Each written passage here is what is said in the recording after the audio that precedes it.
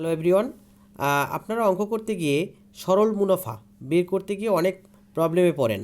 এখন আমি দেখাবো যে সরল মুনাফা খুব সহজেই বের করা যায় এবং সরল মুনাফা বের করার এই একটি সূত্র দ্বারাই আমরা আসল, সময়, সুদের হার সব কিছুই বের করতে পারবো।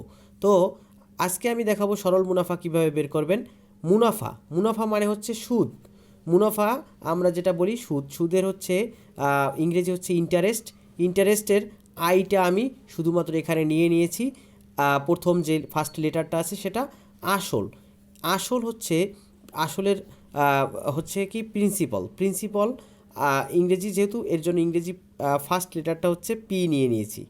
এরপরে আপনারা দেখেন সময়টা আসলে এন কিভাবে হইলো অনেকেই বলে, এবং অন্য অন্য কান্ট্রিতে সময়কে টি ধরে, এন না ধরে টি ধরা হয়।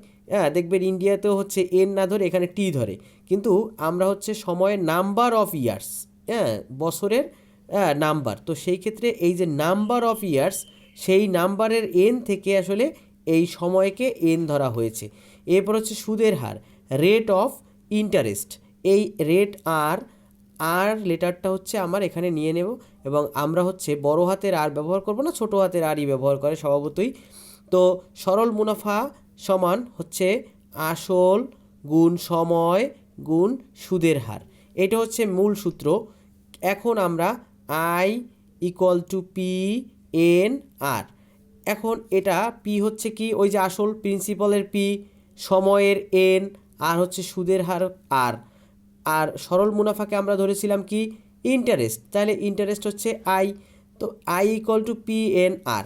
এখন অনেক জায়গায় আপনারা কনফিউশন হয়ে যান যে আসলে এর নিচে দেখবেন যে পি এন আর আই সমান সমান P N R divided by 100 থাকে। এই 100 কোত্থেকে আসলো, এটা নিয়ে আপনারা অনেক সময় আবার অনেকে পড়ায় যে I equal to P N R, এই সূত্রটা আমরা মনে রাখি।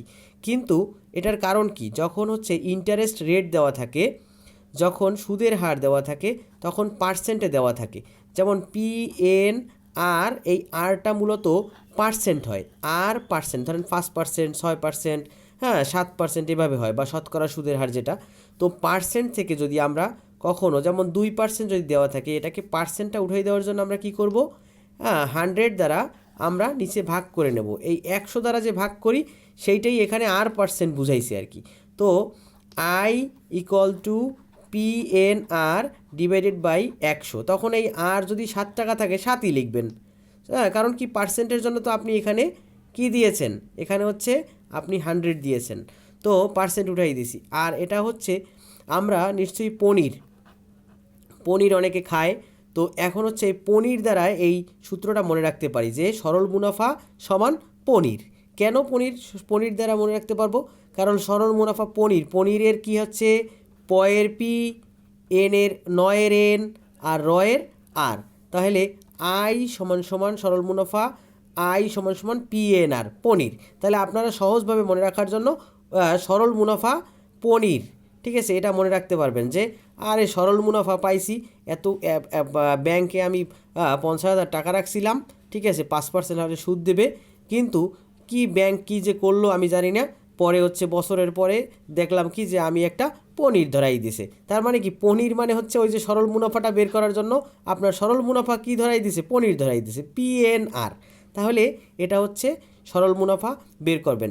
তো আমরা এখন একটা অঙ্ক দেখলে আপনারা ক্লিয়ার হয়ে যাবেন যে আসলে এখানে কিভাবে আমরা সরল মুনাফা বের করেছি। তো বন্ধুরা, এখানে হচ্ছে সুদের হার শতকরা 7 টাকা হলে 650 টাকার 6 বছরের সুদ কত। এখানে আমরা সুদের হার শতকরা 7 টাকা হলে 650 টাকার 6 বছরের সুদ কত, আমরা কি করব, মুনাফা বের করব। এখানে যেহেতু মুনাফা বের করব, আমরা লিখব দেওয়া আছে কি দেওয়া আছে, দেখেন এখানে হচ্ছে আমরা মুনাফা বের করব, তার মানে হচ্ছে কি আসল পি সমান সমান 650 টাকা দেওয়া আছে। তারপর হচ্ছে আপনারা সুদের হার, যেটা হচ্ছে সুদের হার কত টাকা দেওয়া আছে, দেখেন সুদের হার লেখা আছে, সুদের হার interest, rate of interest I ধরেছিলাম, তো কত টাকা দেওয়া আছে? সুদের হার শতকরা 60 টাকা, তার মানে কয় টাকা? 7%। এরপরে হচ্ছে আর কি আছে? বছর। তাহলে সময় আছে কত? সময় এন সমান কত দেওয়া আছে? সময় এন, এন সমান সমান 6 বছর দেওয়া আছে। তো আমরা এবার সূত্র লিখব। আমরা জানি, আমরা জানি, আপনারা কিন্তু দেখেন আমি কিন্তু এখানে করে দিছি যে আসল পি, সুদের হার আই, আর সময় এন। কোনো টিচার আপনাকে জিজ্ঞেস করতে পারবে না যে তুমি এখানে পি হঠাৎ করে লিখলা, শুধু পি লিখলে কিন্তু ধরে ফেলবে যে পি আসলে কোথা থেকে পাইছো। এখন কিন্তু বোঝা যাবে যে আসল হচ্ছে কি পি, সুদের হার আই, সময় এন। তাহলে আমরা জানি, এখন আপনি সরাসরি সূত্রটা লিখলেও হবে। আই ইকুয়াল টু কি জানো? পনির। কারণ কি আমরা এখানে আরেকটা লাইন আপনি লিখে দিতে পারেন যে মুনাফা বা সুদ আই সমান সমান প্রশ্নবোধক চিহ্ন। তাহলে আই ইকুয়াল টু হচ্ছে কি? পনির। তাহলে এখন হচ্ছে পিএনআর, তাহলে আই বা পি দ্বারা আপনি 650 টাকা। তারপর হচ্ছে কি আপনার এন, এন হচ্ছে 6 বছর, তারপর হচ্ছে কি আর 7%। এই যে 100-র যে ব্যাপারটা বলছিলাম, সেই 100টা কিন্তু এরকম চলে আসছে। দেখেন 650 গুণ 6 গুণ এই যে 7/100, আপনারা এভাবেও দিতে পারেন। আর এখানে যদি পার্সেন্ট না বসাইতে চান, সেক্ষেত্রে যদি মনে করে পার্সেন্ট না বসান, তাহলে এর নিচে একটা 100 দিয়ে দিবেন। তো বা আই সমান আপনার, আমরা এই শূন্য কেটে দিলাম। তো এরপরে হচ্ছে আমরা এখানে কাটতে পারি হচ্ছে উপরে, যেহেতু 6 উপরে আছে, তাহলে 3 দুগুণে 6, 5 দুগুণে 10, 5 13 65। তো এরপরে আপনারা এই যে 13 গুণ 3 গুণ 7, অতএব আমাদের এটা ক্যালকুলেশন করে নেবেন যে এটায় কত টাকা হয়। তো এখানে হচ্ছে আমি ক্যালকুলেশন করে নিয়েছি 273 টাকা। তাহলে আপনারা কিন্তু ক্লিয়ার হয়ে গেলেন উত্তর। তাহলে আমাদের মুনাফা কত পাইলাম? মুনাফা হচ্ছে 273 টাকা। তাহলে সে যদি 650 টাকা ব্যাংকে রাখে, তাহলে 6 বছর পর এই যে 7% হার সুদে সে টাকা পাবে কত টাকা? 273 টাকা পাবে। তার মুনাফা হবে, মানে লাভ হবে 273 টাকা, যেটা হলো সুদ। এখানে সরাসরি সুদ বলছে, তো সুদ। এখন আমরা আসলে যেটা হচ্ছে 6 বছর দেওয়া আছে, কিন্তু যদি মাস দেওয়া থাকতো তখন আমরা কি করতাম? সেক্ষেত্রে আমাদের আর একটা অঙ্ক দেখতে হবে যে আসলে মাস দেওয়া থাকলে সেক্ষেত্রে আমরা যেন কোনো বিপদে না পড়ি, অঙ্ক সলভ করতে পারি। সেজন্য আমরা এখন অন্য একটা অঙ্ক দেখব, যেটা হচ্ছে মাস দেওয়া আছে, এরকম একটা অঙ্ক দেখব। মাস দেওয়া থাকলে আপনারা কোনো ভয় পাবেন না। মাস দেওয়া থাকলে মাস যদি বছরে কনভার্ট করতে হয়, তাহলে কি করতে হবে? আমরা জানি কি 1 বছর সমান সমান কত? 12 মাস। 1 বছর সমান 12 মাস, এটা আপনার না লিখলেও হবে। তো এখানে হচ্ছে 12 মাস, তাহলে 12 মাস যেহেতু আছে, তাহলে 12 মাস সমান 1 বছর। আমরা যেহেতু বছরে কনভার্ট করবো, অর্থাৎ 1 মাস সমান কত? 1/12। আমি একটু ডিটেল দেখাচ্ছি। 6 মাস সমান কত? 6/12। তাহলে এই যে 6/12 বছর। তো আপনারা কি করবেন? আপনারা আসলে এত কিছু করতে হবে না, এখান থেকে সমাধান শুরু করব। যে দেওয়া আছে, এখান থেকে কিন্তু সমাধানটা শুরু হয়েছে। দেওয়া আছে, কি দেওয়া আছে? যে আসল, আসল, আসল পি সমান সমান কত?